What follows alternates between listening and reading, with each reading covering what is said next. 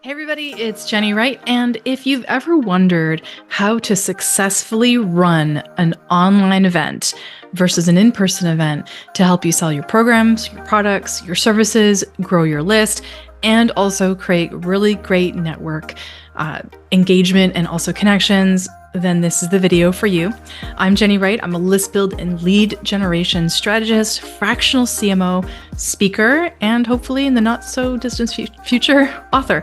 We're working on that. So why do I talk about summits? Well, I have produced about 375 summits and I've been doing them for years. I started back in 2012 and I've never stopped. They've been just as popular then as they are now, and they're not going anywhere, regardless of what anybody says. Summits are here to stay.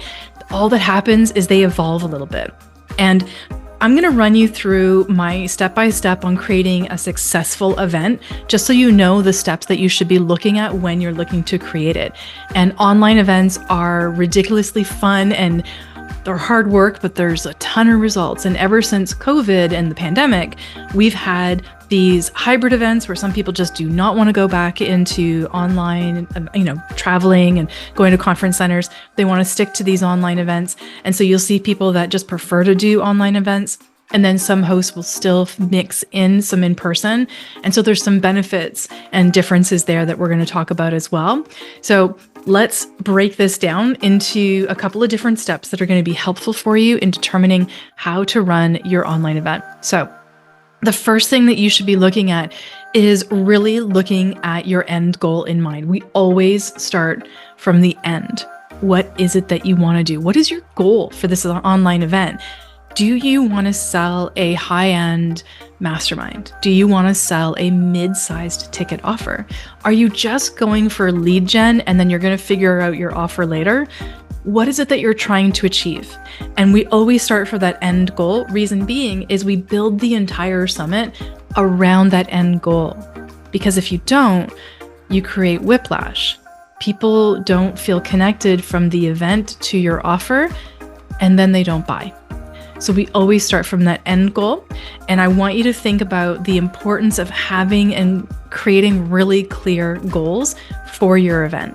So figure that out first, and then we can build the rest of the event around that. All right. So again, our choices are lead gen, revenue generation, brand recognition, and anything else you can think of that you actually want to achieve. And then we build the summit around that. Now let's talk about finding the right speakers. Now, you can call them speakers, you can call them experts, some people call them partners, some people call them whatever they want. I call them speakers and experts. The right speaker is going to be somebody that is completely in alignment with what you're trying to achieve. They are not in it to win, like they're not in it as a transactional thing, and summits should never be transactional. You should always be looking to create community, engagement, and relationships. So some speakers and experts are literally just, they're blasting their list as much as possible. They're getting on as many summits as they can. And that's not your ideal speaker or expert, because they're constantly in promo mode and they're not looking to create that community feel and also engagement with their audience. You want a speaker or an expert that, again, is really, really in alignment with you, that is hungry to get exposure and grow their brand recognition, grow their email list, and potentially make sales. And that is 100% committed to promoting your event. I see a lot of my clients make the exact same mistake where they go for the big speaker, thinking that having the big speaker or the big guru on their event is a surefire way to get hundreds or even not thousands of subscribers. And often that doesn't work out. Why? Well, because these big speakers or experts most likely will not promote, or at least not to the level you're hoping. They often don't promote to their email lists because they do not want anybody to be promoted to their email list. They only want to promote their own thing. I don't blame them. But what that means is you're not going to get the kind of exposure that you think. And simply by having their name and image on your landing page is not going to convert. I had an event that I did with a client couple years ago, and they literally had somebody who was probably one of the most well-known people who had been in government in the States all throughout the 90s and the early 2000s. And this event was all about continuing education and supporting professionals. It was a different kind of event. And this person that was one of the most well-known people in the American government back in the day, was a speaker. And just having that person's name and image on the landing page did not bring the crowds. And that person who has transitioned from a public life to now having a consulting business, and they do have an email list and they are selling things, didn't promote because they thought whatever they wanted to think. I don't even know. But I can tell you that my client was incredibly disappointed, even though I had warned them. You always want to get the hungry speaker or expert versus the big guru or the big speaker. So that is something to think about. The right partner is going to promote for you. They're going to be on board with it. They're going to be like gung ho, and we want that. And I want that for you. So really consider that when you're looking at your speakers. And then you have to create what I think is a completely no nonsense, easy peasy, like, Staples, Business Depot button click, like just hit the button and it's all good funnel. Okay. And so that funnel has to be really, really simple, but also have all the elements that do what we need them to do. A really high converting landing page, a great confirmation page. If you're doing a VIP or all access pass, then you're going to have a really great offer built into that confirmation page, and another confirmation page if they buy. And then making sure there's an email when people register and follow-up emails. So this is your funnel, and this is the technical stuff. And if tech is not your thing, don't worry about it. Hire this piece out, okay? Word of warning, do not do it yourself. You should be focusing on finding, booking, interviewing, and connecting with your speakers to get the most out of those opportunities versus focusing on the tech. Even if you're good at tech, don't do it. There's enough work to be done just connecting with those speakers. So do that instead, okay? So having an amazing funnel is super important. It doesn't have to be a super expensive funnel, but it does need to look good. And so you're going to want to create a really great landing page and the rest of the funnel that goes with it, including the emails and so on. And then you want to create all of your marketing assets. Promoting your summit is the most important thing, in my opinion, after the funnel and after having great speakers. So you want to have and create the essential marketing materials that you'll need, which are usually graphics, and if you can, video and copy.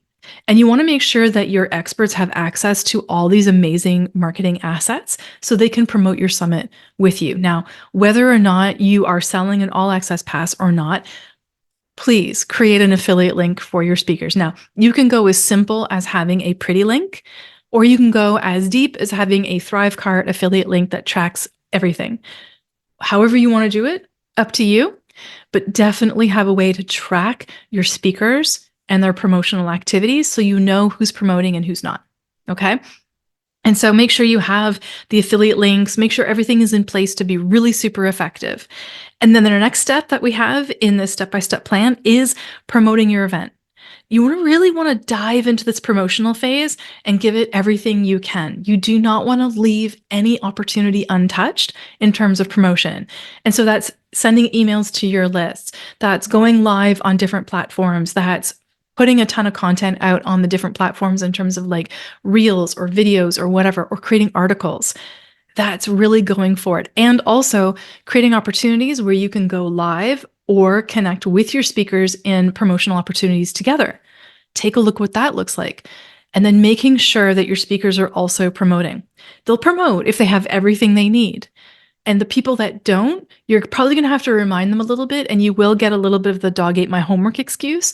And to overcome that, you can write a series of emails to them to really encourage them to do it. And if you haven't been transactional and you worked on your relationship with your speakers and your experts, that's a lot easier. That's why we don't do transactional events, because we want our speakers to feel connected to us and also a little indebted to us by creating this exposure that they'll promote.